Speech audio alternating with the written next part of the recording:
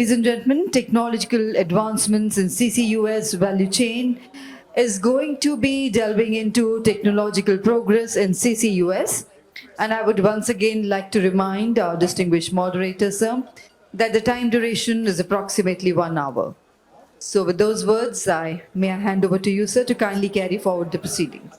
Thank you. Thank you so much. A very good morning and thank you, ladies and gentlemen. And just before I start, a very welcome to all my distinguished panelists. For the sake of time, I will introduce them once I go to them for their initial comments. As you know, that the topic of this session is a bit of technology oriented. We have a strategy in the first session. It's now a deep dive into the technology, and the key component in this session topic are the 4 key words: capture, technology for capture, transportations, and research and innovations. These 4 key words we will focus on in this session. Just to start with, it's all start with the number. We have seen all the numbers from the presentations of Dr. Sharshat, and Costa also given some numbers, and all the panelists in the first session given some numbers. Just to start with, one key numbers that I mentioned that globally we are emitting around 51 gigatons of CO2 equivalent today. And another 125 nations, more than 125 nations, have declared their net zero targets, mostly 2050, someone 2060, India 2070. And I'm not talking about 1.5 degree scenario. It's almost like a foregone conclusion, so we're not going to meet it. So even with the 2 degree scenario, we want to reduce to this net zero target by 2050 or 2060. The emission of 51 gigatons has to be reduced by 95%. That means we can reach to a level of around 2.5 gigatons in the year of 2050 or 2060. That's a staggering number, and it's quite something to achieve. And no need to mention and overemphasize that CCUS as a key part of this whole toolkit to achieve that target. And 2 background points, and the same point of time, our population will reach to around 10 billion from 8 today. And the economic of the emerging economies will be growing at around 6.5% to 7%. They are energy deprived, to say the least. So with that backdrop, we are starting our very eclectic panel from the academia, from scientist categories to the technology providers, to refiners, and then myself is from upstream. So it's quite an eclectic panel. So I'll start the initial comments. I'll give the privilege to Mr. S. Varadhan, who is the Director of Refineries of one of the premier refineries of India, HPCL. So Mr. Varadhan, for initial comment, please. Thank you. Good morning to all. Dr. Saraswat in his opening remarks mentioned that you are all selected to attend this particular session, and that shows the importance. I would like to continue that, to tell that you are all selected to continue with the next section also. So this shows this group who is now listening to us is even more focused on what are the actions that to be taken. Quickly coming to the different aspects of CCUS, many of them have been already covered with facts and figures.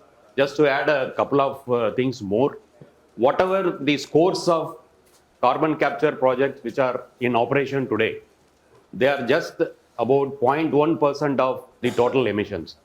So the absolute numbers appears very big. When we come to the percentage of the total emission, it's just 0.1%. And the hundreds of projects which has been announced will not be more than 3 times of that, which may be about 0.25%. So that's all we have done in this period. That shows the challenges that lie ahead, the scale at which we must be multiplying in the coming days. With respect to carbon capture, the first C, I think the absorption, chemical, physical solvents, the adsorption, the membrane-based and cryogenic, which are all coming up. These are the 4 pathways right now we have, in which the absorption is already a proven one. Nevertheless, a lot of work is going on in how do we make it more economically attractive. In absorption, the key cost is involved, not in absorption actually, but post-absorption you will have to regenerate it. That is where the energy is used. So the main focus is how do we reduce the energy consumed and when you are going to regenerate what has been absorbed. In few of the chemical industries like the sodium carbonate industry, one of the plant is running in India itself, where sodium hydroxide they used to absorb CO2 and sodium carbonate is one of their products. So that's a very quick win for them.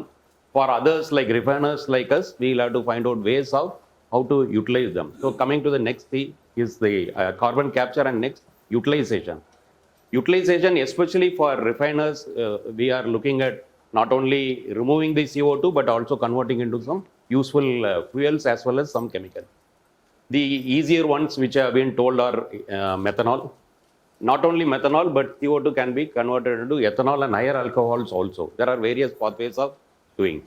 The key challenge in this particular alcohol conversion technology or any of the CO2 reduction technology, first I will start by telling what is the most difficult aspect, chemical aspect in that, chemical engineering aspect in that, is to reduce. CO2 is one of the most stable molecule that can be ever seen. If you want to reduce it, convert into CO, first you'll have to convert into CO before you can convert into a fuel or a chemical.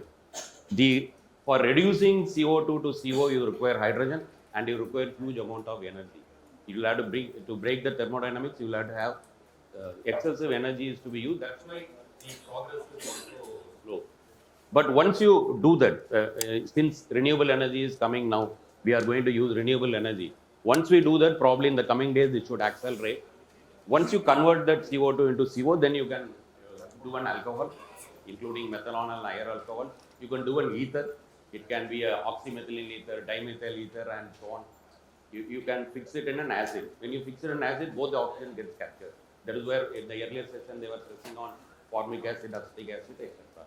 So these are some of the chemicals. Then going into the fuel, synthetic fuels is one which nobody mentioned in the earlier session, but that is one more good way where we can use the existing, capture the CO2, use the renewable green hydrogen and make a synthetic fuel. So the existing infrastructure is used in this particular one. You need not create a new engine, you need not create a new distribution mechanism if I go for synthetic fuel.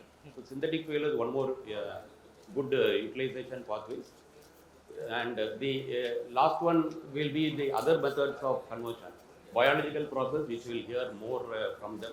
There are thermochemical processes are available, catalytic processes are there. Whatever has been told initially when I told they are all catalytic process. Apart from that, we have photocatalytic and we have also electrochemical pathways. These are the different pathways possible for conversion. One more key problem to be addressed, the technological challenges. Water gets produced when you convert into an alcohol or any of the other chemical. As if you remove water, the conversion rate increases, hence the process will become attractive. So water removal while the process is going on is another key technological advancement that will be coming. So before I end my opening remarks, I will just like to mention two things which HPCL is doing. We are putting up a 30 tons per day pilot project in our Vizag refinery using our own process intensified technology, which is called HP high gas. You can retrofit rotating pack bed into an existing plant which occupies very little foot space, so that you can put it in an existing plant, retrofit into an existing plant also. The plant is in advanced stage of construction. Hopefully within 1 year it must be running. To reduce the energy required for energy, we use our own engineered amine. The engineered amine reduces the energy consumption by more than 30%. So that is one more demonstration we are trying to do. We are also working on conversion of CO2 into oxymethylene ether. We are doing a collaborative project with Monash University, Australia. We have a collaborative project. We are part of SISTAR project, which is being pioneered by Purdue University of US, where many of these CO2 conversion pathways are taken. More in the next round of time. Thank you. Thank you, sir. Mr. Shashata. Welcome, sir. Welcome on time. You can please take your seats up in the last one. So, I'd love to come to you actually, but I want to give you a breather because you just arrived, and so I will rather go to Dr. Jennifer, who is CEO of Dr. Jennifer Holmgren is the CEO of LanzaTech, and they are basically technology pioneer in the field of this. And I'll not ask any question to Dr. Jennifer to start with. I'll offer you the privilege to have them make initial comments for the session. Thank you for inviting me to be part of this panel. It's a real honor to be here. I'm also excited about the fact that this entire session is about carbon capture and reuse and sequestration.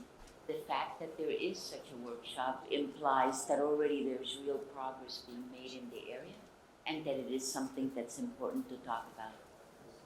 I need to talk a little bit about what we do because it's something that most people would have thought was science fiction many years ago. What LanzaTech does is it takes carbon emissions, whether they be carbon monoxide, hydrogen, or carbon dioxide, and it converts those emissions to ethanol. In so doing, it captures the emission and converts them into what I consider one of the world's best intermediates. I don't consider ethanol simply something you're going to blend into gasoline. I consider ethanol a path to making sustainable aviation fuel. Ethanol can be converted to SAF. But the other thing that happens with ethanol is simply dehydrated to make ethylene. Ethylene is the largest raw material used in the chemical industry today. And so I show you just a simple example. We were able to we have industrial plants operating in China, Europe, and we've just started a plant here in India with Indian Oil. We take the emissions, we take the emissions and we've converted those at commercial scale to ethanol. And then that ethanol can be converted to polyester. And this is a pair of pants, running pants, that were made by H&M, part of their Move collection, sold in stores, made from pollution. And I want to highlight that because it's real. Imagine that this carbon monoxide in China was going to go out the steel mill as particulate emissions and CO2, and instead it's a pair of running pants. Carbon capture and utilization, to me, is a way to enable the use of above ground carbon, give it a circular economy, a second life, so it doesn't become an emission. And like I said, it's not science fiction, we're doing it. Zara has a dress collection, Unilever has sold detergents. We have flown a plane from Orlando to Gatwick with SAF made from this type of technology. So I think it's quite important for us to get perspective on the fact that this linear economy where we always take carbon out of the ground, use it, and dispose of it, can instead create a circular reuse over and over again. And the last thing I would say is, please remember that steel was highlighted in Dr. Saraswat's presentation as a hard-to-abate sector.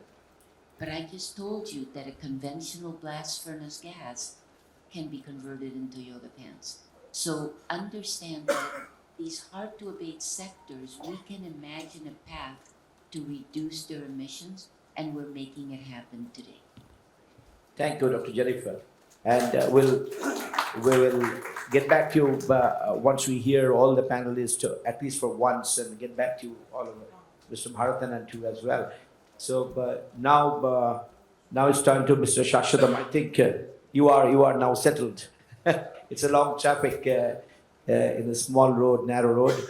So, sir, the important part is that you are from an organization which is the largest power producer of India, and you are doing it for now quite a number of decades. So your plants are quite old, and it's not an easy task to retrofit any kind of technology with the capture technology into the old setup.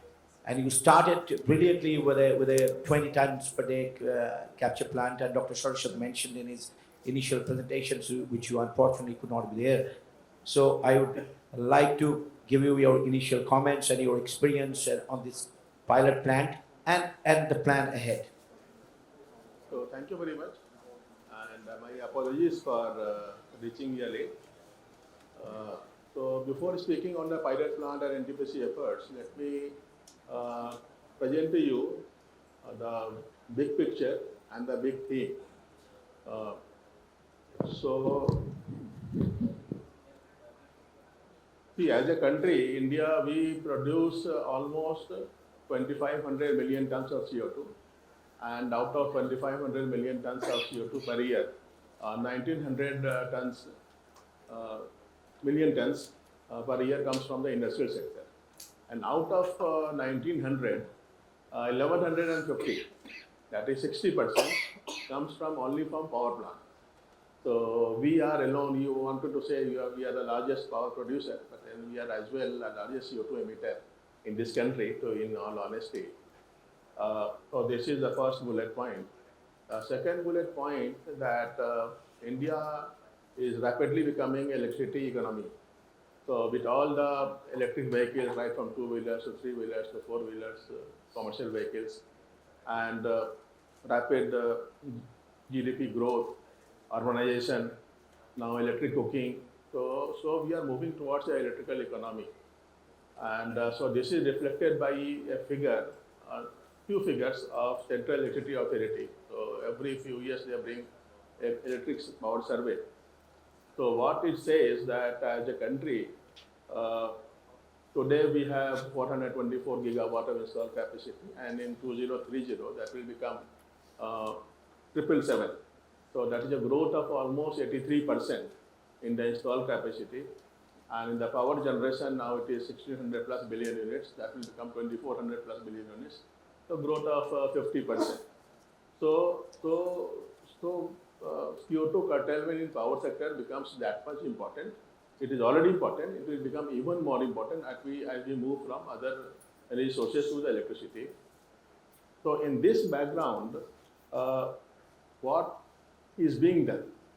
So what we are looking at, let me also share with you that fossil generation, total installed capacity in this country is 214 gigawatt. And then same CEA EPS report says that it will become 252. So as a percentage, India, that percentage will come down drastically. But then in absolute numbers, that is holding. In fact, that is gaining also. So with this thing, CO2 capture and CO2 utilization, and of course CO2 storage at some point of time becomes very, very important. So what power sector, I'm not only speaking for NTPC, but the power sector.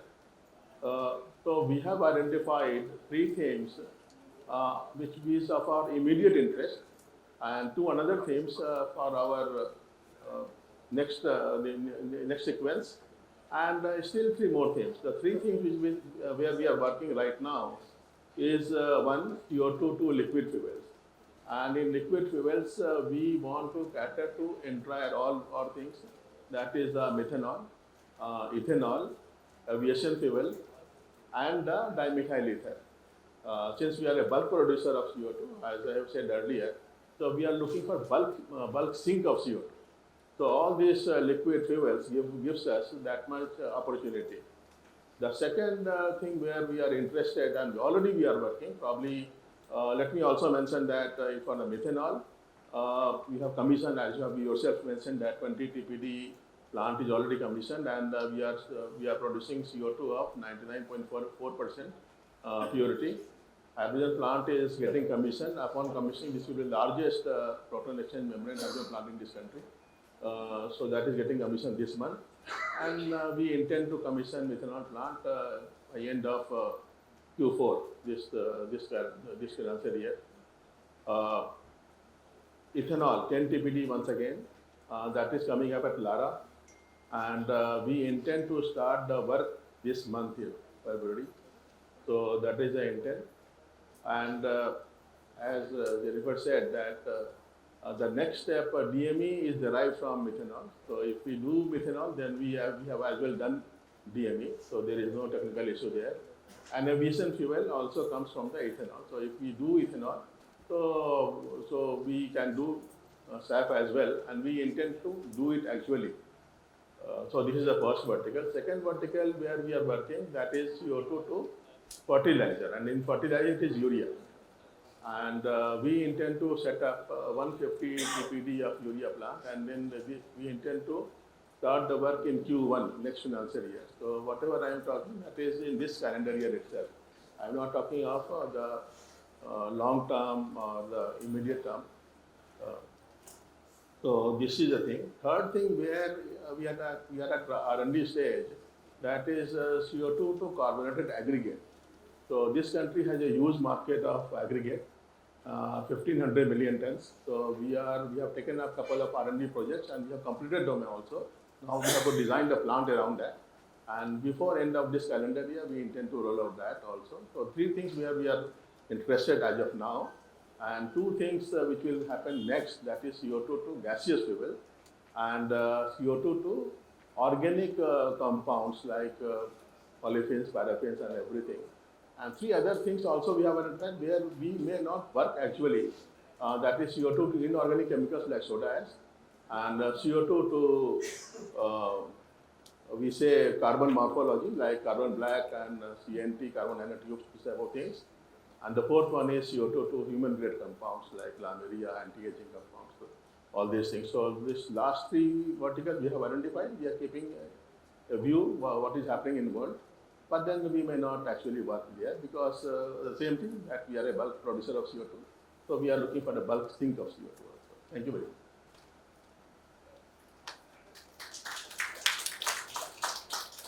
Thank you, Mr. Shashwatam, for your quite elaborate narrations about how NTPC is planning for the utilization mostly, and of course utilization comes after capture. So from that point of view, I'll go to my next panelist, Professor Amit Kumar. He's from University of Alberta. If I correctly know that he's from a Department of Mechanical Engineering, and he is deeply involved with all this energy transition research. So we have another topic in research and innovations, and Professor Amit Kumar, that's I would like to know something from you because you come from a province of Canada which is probably the highest hydrocarbon producer after Saskatchewan. So and definitely Canada is very much active in this CO2 capture and sequestration and utilization front. So in technology perspective, because it's much more mature there, where do they stand today, and what are the kind of cutting edge research going on in, especially in capture part, because we have listened quite a lot about utilization part. You would throw some light on this and anything else on that field. You are welcome to speak. Okay, thank you. First of all, thank you for the opportunity to speak. It's a privilege to be here. You alluded to Alberta. Maybe I probably give a little bit of background, a brief background on where Alberta is. So I'm based in Edmonton, Alberta. Alberta is a province which is western part of Canada, one of the largest hydrocarbon bases in North America. Globally, it has the largest reserve, it's the third largest reserve in oil and gas. So very large oil and gas footprint, large production of, I would say, oil and gas, but specifically from oil sands. We have oil sands from where you extract oil. Most of these is exported to United States and then refined in the refinery there. But the emission of CO2 is significant. And so there is a lot of focus on mitigating these CO2. In fact, the policy aspect there is also there are requirements in terms of reducing the carbon intensity under the Clean Fuel Standard from Federal Government of Canada to reduce the carbon intensity by 2030 and continue to reduce it. So there is a focus on looking at the ways to reduce your carbon intensity. Carbon capture and storage, it's been discussed here, is a big component to this. And there has been work especially on commercial scale.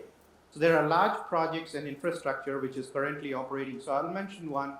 It's the Alberta Carbon Trunk Line, which has the capacity of exporting 14 million tons of CO2 per year and sequester it.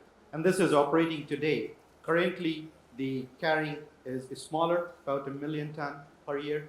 But the capacity of doing this is all the way to 14 million tons. So very large infrastructure, which the plan is to use these large oil and gas companies will use this to transport their CO2 and sequester this. Now, the carbon capture and storage is also happening directly in the plant. There are a few projects in the power side, in the oil and gas extraction side, where they are already doing it on a large scale, sequestration. Most of these are based on AMI, and that's what is being used. The focus is now is both at the state level or the provincial level and federal level to develop these infrastructure, provide incentive to develop these infrastructure for carbon capture and storage. So there is now plan in developing these carbon capture hubs and sequester hubs within the province, where then you sequester this on a larger scale. The federal government has also provided investment credits for carbon capture infrastructure development. One of the key areas which is very much coupled with carbon capture, utilization, and storage, and specifically on the utilization side, we hear a lot of pathways where you look at capture and then utilization, production of fuels. One of the major challenges is in terms of Know that he's from a Department of Mechanical Engineering, and he is deeply involved with all this energy transition research. So we have another topic in research and innovations, and Professor Amit Kumar, that's I would like to know something from you, because you come from a province of Canada which is probably the highest hydrocarbon producer after Saskatchewan. So and definitely Canada is very much active in this CO2 capture and sequestration and utilization front. So in technology perspective, because it's much more mature there, where do they stand today, and what are the kind of cutting edge research going on in, especially in capture part, because we have listened quite a lot about utilization part. You would throw some light on this and anything else on that field. You are welcome to speak. Okay, thank you. First of all, thank you for the opportunity to speak. It's a privilege to be here. You alluded to Alberta. Maybe I probably give a little bit of background, a brief background on where Alberta is. So I'm based in Edmonton, Alberta. Alberta is a province which is western part of Canada, one of the largest hydrocarbon bases in North America. Globally, it has the largest reserve, it's the third largest reserve in oil and gas. So very large oil and gas footprint, large production of, I would say, oil and gas, but specifically from oil sands. We have oil sands from where you extract oil. Most of these is exported to United States and then refined in the refinery there. But the emission of CO2 is significant. And so there is a lot of focus on mitigating these CO2. In fact, the policy aspect there is also the requirements in terms of reducing the carbon intensity under the Clean Fuel Standard from Federal Government of Canada to reduce the carbon intensity by 2030 and continue to reduce it. So there is a focus on looking at the ways to reduce your carbon intensity. Carbon capture and storage, it's been discussed here, is a big component to this. And there has been work especially on commercial scale. So there are large projects and infrastructure which is currently operating. So I'll mention one. It's the Alberta Carbon Trunk Line, which has the capacity of exporting 14 million tons of CO2 per year and sequester it. And this is operating today. Currently, the carrying is smaller, about 1 million ton per year. But the capacity of doing this is all the way to 14 million tons. So very large infrastructure, which the plan is to use. These large oil and gas companies will use this to transport their CO2 and sequester this. Now, the carbon capture and storage is also happening directly in the plant. There are a few projects in the power side, in the oil and gas extraction side, where they are already doing it on a large scale, sequestration. Most of these are based on AMI, and that's what is being used. The focus is now is both at the state level or the provincial level and federal level to develop these infrastructure, provide incentive to develop these infrastructure for carbon capture and storage. So there is now plan in developing these carbon capture hubs and sequester hubs within the province, where then you sequester this on a larger scale. The federal government has also provided investment credits for carbon capture infrastructure development. One of the key areas which is very much coupled with carbon capture, utilization, and storage, and specifically on the utilization side, we hear a lot of pathways where you look at capture and then utilization, production of fuels. One of the major challenges is in terms of, and this is across the board, you have to look at what is the source of hydrogen for producing that fuel. If you use directly CO2 and convert it to fuel, not through the pathway that was talked about from Lanjatech, but requirement of hydrogen. Now, requirement of hydrogen is the key if you're producing it from natural gas through steam methane reforming, which is on a large scale, commercial scale, implemented across the world. We have been producing it for decades, hydrogen, very large scale plants, 300,000 tons a year plant hydrogen, but these are all continuous process. You produce it, you use it in the process. But the key would be that how do you produce that hydrogen with low carbon intensity? So the utilization piece in terms of the fuel goes hand in hand in terms of producing hydrogen and producing hydrogen with low carbon intensity. If you go to hydrogen which is produced through renewables, then you get into the challenge of, again, scale. Still the renewables are developing, and then we don't have large scale renewable hydrogen production. But another key feedstock is water. Where do you get the fresh water? You can get the seawater, but then again, cost is very high. So when we talk about utilization, I would say the key piece, and especially producing fuel, and the pathways where you need hydrogen, a lot of focus needs to be given in terms of where the hydrogen is going to come from, what kind of intensity that hydrogen will have. I'll also touch a little bit on in terms of the role that academia plays and could play in terms of developing this forward. We have examples there where we have large consortium of industry and federal government and provincial governments coming together and setting up these large programs, which basically focuses on issues of, let's say, carbon capture and storage for decarbonization. And these are hand in hand working with the industry to look at the problems and address those. These are large programs which basically helps in moving this forward. Not only at the lab scale level or low TRL, which is at the university, but also at the pilot scale, where the university researchers play a role in terms of moving this technology forward. So I'll stop there with those comments. Thank you. Thank you, Mr. Amit. And we'll get back to kind of the academia role in research and development and technology front of this. And in line with that, our next speaker, panelist, Dr. Sanjay Kumar. He is from Department of Science and Technology, Government of India.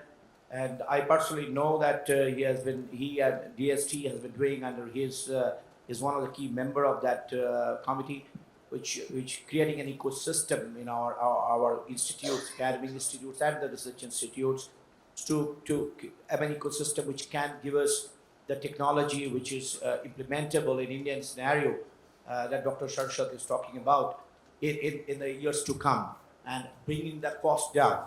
So in that line, I would request Dr. Sanjay Kumar to make his initial comment. Dr. Sanjay Kumar, please.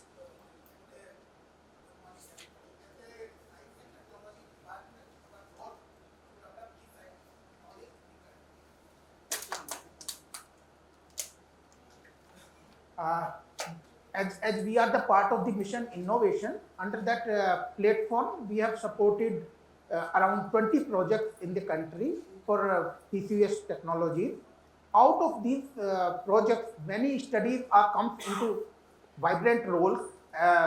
People have studied the sequestration of, in the Indian context, how much sequestration is possible into the country. Later on, Department of Science and Technology become the part of the accelerating CCUS technology program, where 15 countries are the part of that program.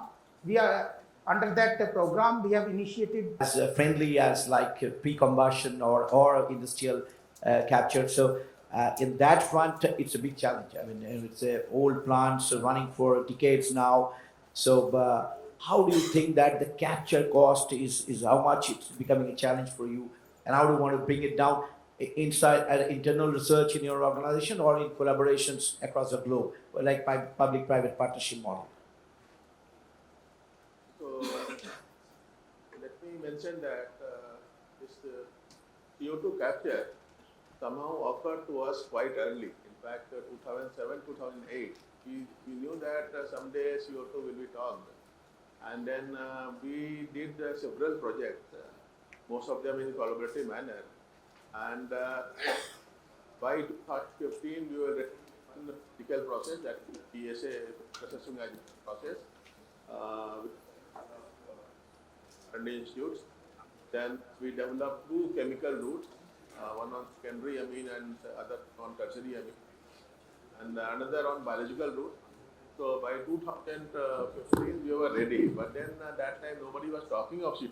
Then we thought that okay, somehow so we are, then anyway. But then when CCUS actually chapter opened out in 2019 or so, then we moved very quickly because we had already done several things. So this is the first part. Second thing is that the cost of CO2 is very important. Then what we want to do with this CO2?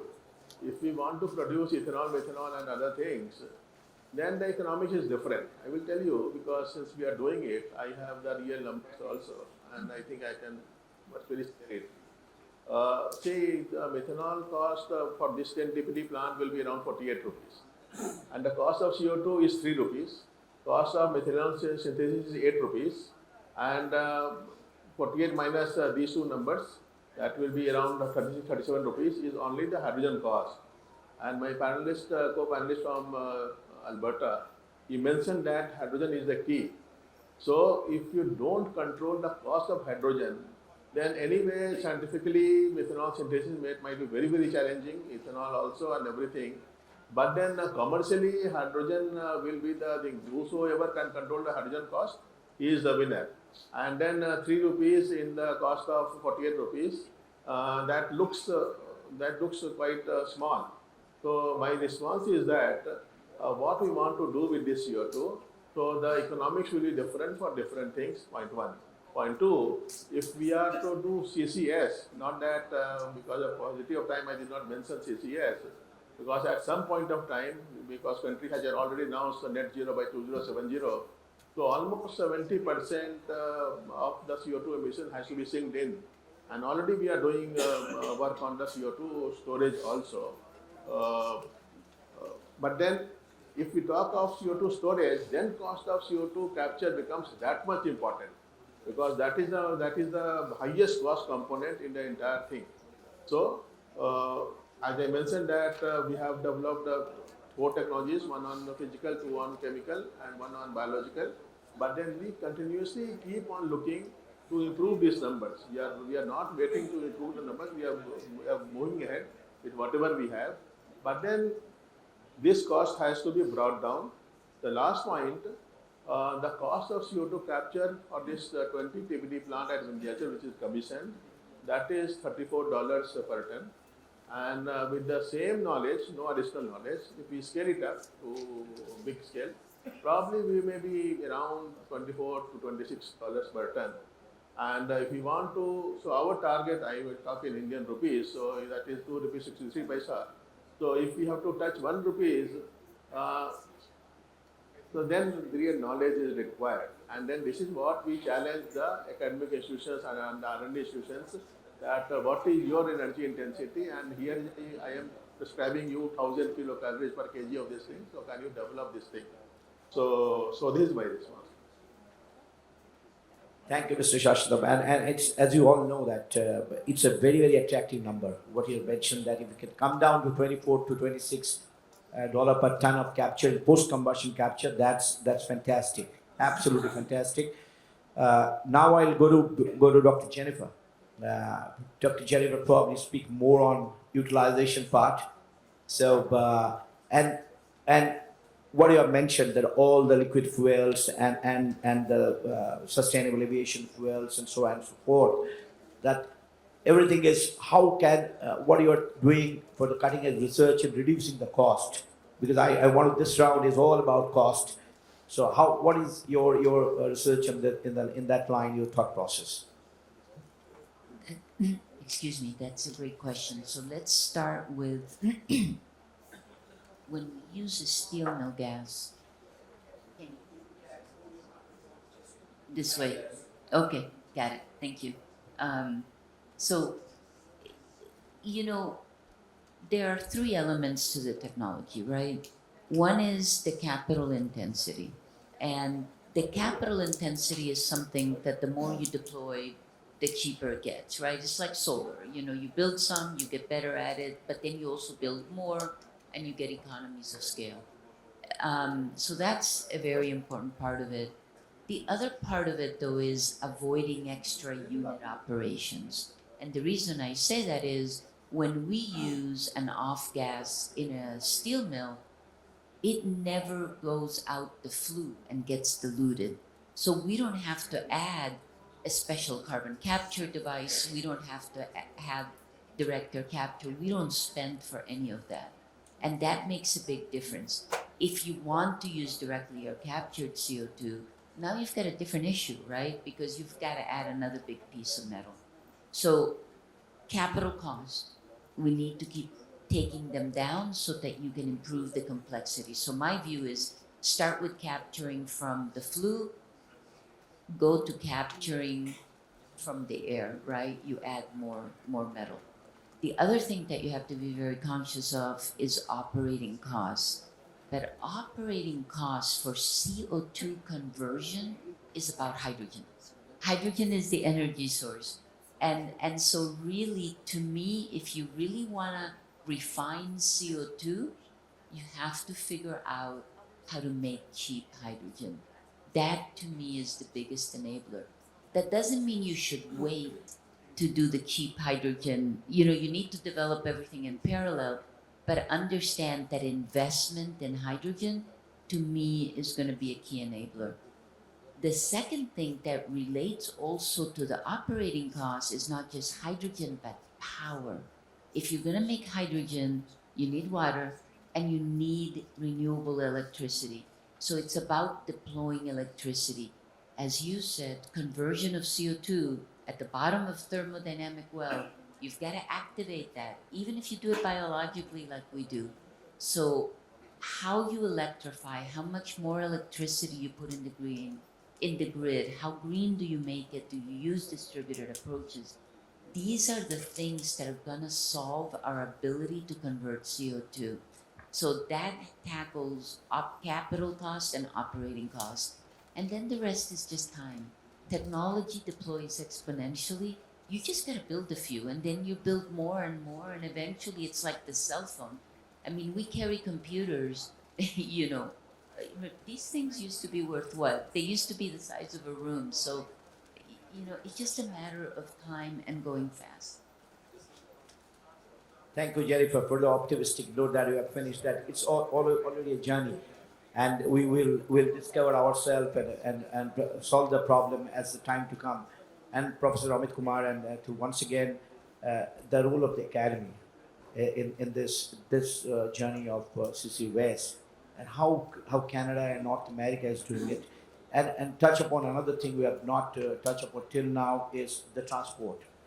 Because the US has around 7,000 kilometer pipelines for years together now, for a few decades now, and one of them goes to Canada, actually, Boundary Dam project for years now. So I like to touch upon, because a lot of other panelists are not very much into that transport part of it. So you can throw some light on that to have a completeness of the whole session topic. So thank you. Okay, so in terms of the role of academia, and I alluded to in terms of what role the academia can play. I mean, for us in North America, as I said, we build a consortium. So a lot of the research is also built through these research chair program, where a number of these industry partner, along with the government partner and the state government partners, comes together to define a challenge. To define a challenge over 5 years and address those challenges. How do we address those challenges? But this is again in collaboration with the academia. That's one role that they play. In fact, and then when the technology is developed, each of these industries have a role in then commercializing that. So using the information developed in these programs at the university to take it to a commercial level. So a lot of these programs have been working. In fact, at University of Alberta, we have the largest number of industrial consortium which have been developed and are operating different areas. Here, CCUS energy transition is big for us. I lead a program on energy systems assessment, which looks at not only utilization, but it looks at a range of different pathways of decarbonization.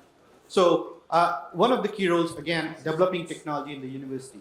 The other key role that the academia can play and is playing is in terms of developing these pilot scale plans. So you do technology, the industry takes a little bit leading role in terms of developing the pilot, but again, addressing those issues, analyzing the data, developing models, developing the cost parameters to take it to the next level. Again, academia plays a key role.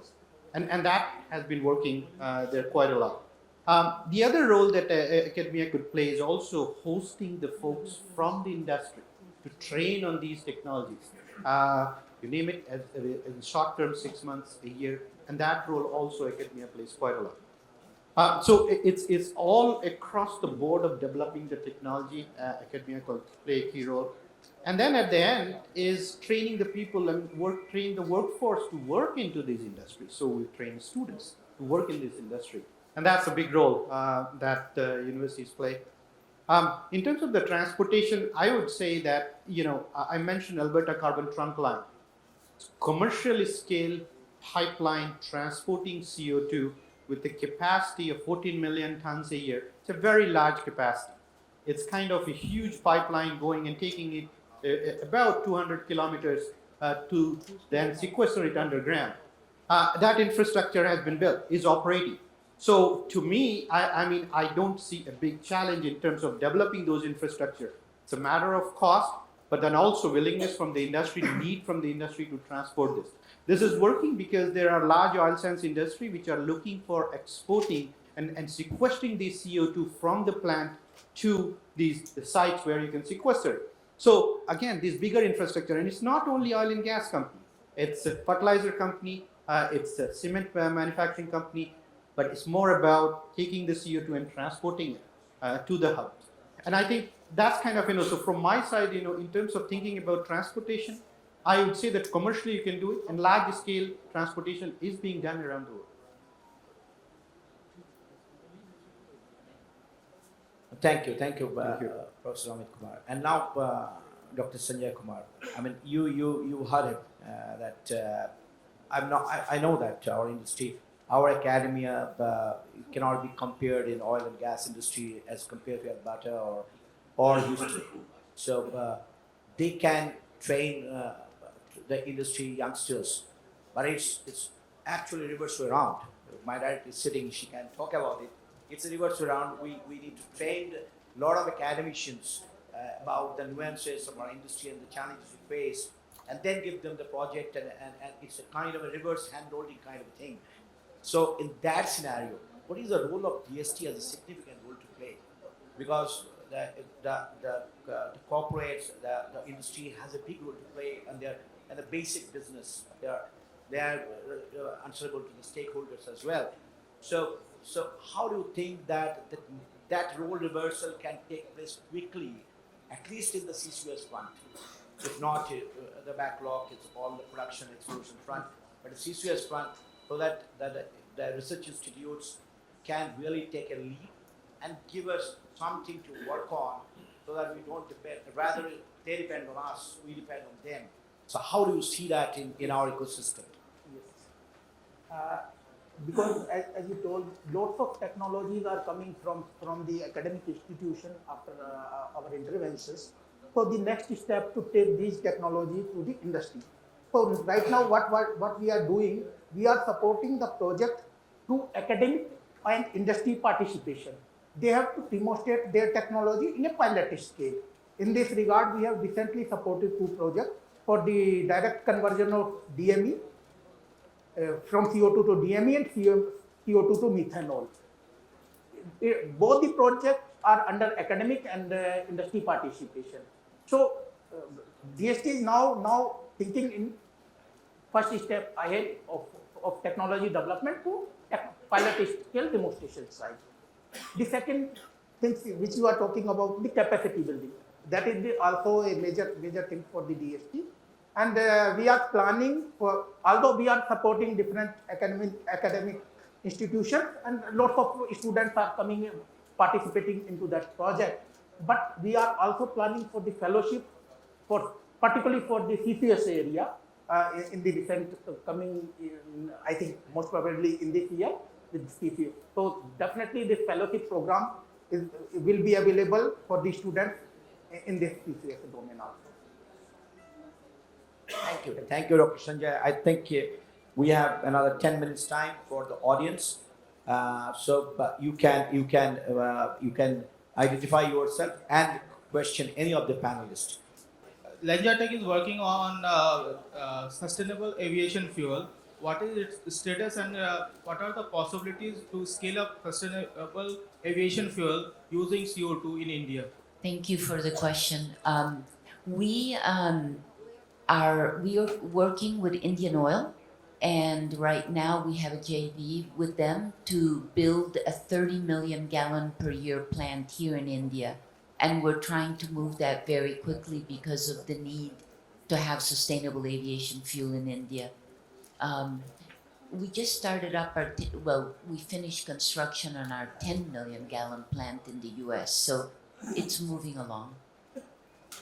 I think that we need to conclude because we are running short of time.